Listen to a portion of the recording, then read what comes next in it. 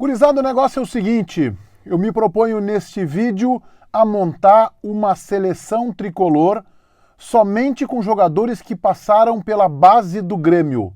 Já vamos falar sobre isso. Antes eu quero te convidar, te inscreve no meu canal, ativa as notificações, dá o teu like, o teu joinha e vem pra cá conversar sobre futebol conosco. Você tá protegido, né? Tô aqui com a minha máscara, ó, minha máscara da Band. Eu tenho várias em casa. Você tá protegido, né? A pandemia se trata sem histeria, com responsabilidade, ou seja, seriedade e serenidade. Mas a proteção, álcool em gel, são aspectos importantes aí para a sua segurança. E cuide dos idosos que estão ao seu redor, que eles representam a ponta mais vulnerável aí da cadeia do Covid-19. Seleção de jogadores formados na base do Grêmio, nos últimos 50 anos, que é quando eu acompanho o futebol. O meu critério é o seguinte, ter passado pela base do Grêmio, preferencialmente ter sido formado lá, mas pelo menos que tenha passado pela base. E aí eu tenho duas análises. A mais importante é o currículo do jogador. Ele pode ter passado pelo Grêmio e não ter jogado muito, mas se ele despontou, seleção brasileira, futebol mundial, ele vai para o time, mesmo que ele não tenha jogado tanto no Grêmio. Ou seja, é mais importante a trajetória do jogador que o futebol que ele apresentou no Grêmio. Estes são os meus critérios. Vamos lá? Os 11 melhores e o técnico, que tem que ter passado pela base do Grêmio também. Muito bem. Goleiro Danley, disputando principalmente com o Marcelo Groy.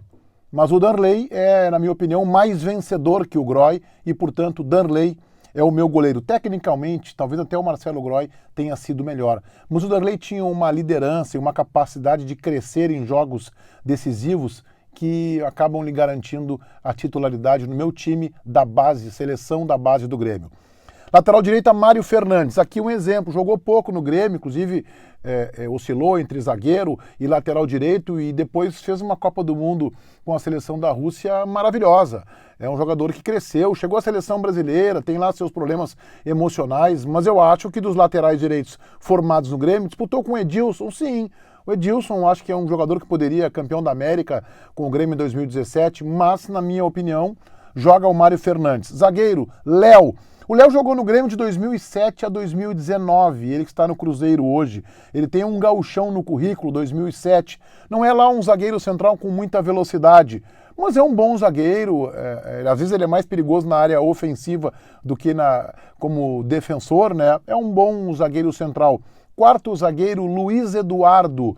Talvez os mais novos não conheçam ou não se recordem do Luiz Eduardo. Ele é um ex-campeão gaúcho com a camisa do Grêmio, 6 títulos. E o da Copa do Brasil, a primeira Copa do Brasil, em 89, o Luiz Eduardo era o quarto zagueiro daquele time. E o Roger do Filipão, na metade dos anos 90, ganhou tudo, Campeonato Brasileiro, Copa do Brasil, Libertadores da América. O Roger hoje o Roger Machado, treinador, foi um baita lateral esquerdo, depois foi também brilhar no Fluminense. Portanto, meu sistema defensivo é esse, Danley, Mário Fernandes, Léo, Luiz Eduardo e Roger. O meio-campo também com 4 jogadores, Arthur, de recente passagem, hoje no Barça, Arthur vendido ao Barcelona, Lucas Leiva, poderia ser lembrado aqui, Anderson Polga, que depois foi ser zagueiro com o Filipão na Copa do Mundo em 2002. Então, há bons homens de primeiro campo aí que poderiam compor esse time. A minha escolha é pelo Arthur. Tinga, PC Tinga entra nesse time. Matheus Henrique, que está aí hoje, poderia também jogar como segundo homem do meio campo, talvez até como terceiro, mas a minha escolha é o Tinga. Emerson, campeão brasileiro com o Grêmio, ele não chega a jogar aquela Libertadores 95, porque no começo do ano teve uma lesão muito séria, mas é um jogador de seleção brasileira, um jogador que brilhou muito no futebol europeu, Real Madrid, Juventus da Itália. O Emerson tem um currículo muito expressivo. E Ronaldinho, não tem como ficar de fora, o maior jogador produzido nesse estado, Ronaldinho Gaúcho, é o armador da equipe do Grêmio. Carlos Eduardo poderia aparecer nesse meio campo também, mas não vai tomar o lugar do Ronaldinho. Anderson, importante naquela Série B, o Anderson poderia jogar também. Carlos Miguel, o armador do time do Filipão, também campeão da América, campeão brasileiro, campeão da Copa do Brasil, outro jogador importante, um bom armador, também se poderia construir um esquema para o ingresso do Carlos Miguel, mas acho que não tira o lugar do Ronaldinho. O Jean-Pierre está aí, está surgindo, né? Quem sabe daqui a um tempo possa jogar ao lado do Ronaldinho, né? Jean-Pierre está aí, tem muito talento, tem muita categoria, joga muito bem e acho que poderia compor também o meio campo. Bom, no ataque, aí 2 jogadores, e aí tem situações aí que podem causar algum desconforto. Eu coloco o Douglas Costa, acho que é um jogador de prestígio internacional, hoje está na Juve, começou inclusive a carreira, a trajetória jogando mais como meio campista, né? E na seleção já aparece convocado pelo Tite como um atacante pela direita, disputando com o William. Eu acho que o Douglas Costa merece um lugar nesse time. Ele é um baita jogador, gente. Ele é um baita jogador. E eu fecho o meu ataque com o Everton. Né? Everton Cebolinha, o grande craque da Copa América de 2019, fecha o meu ataque. Bom, o Luan poderia aparecer nesse time? Poderia. Mas o Luan vem para o Grêmio com 20 anos. Ele passa praticamente pelo time de transição. O Luan, como jogador, ele foi formado no interior de São Paulo.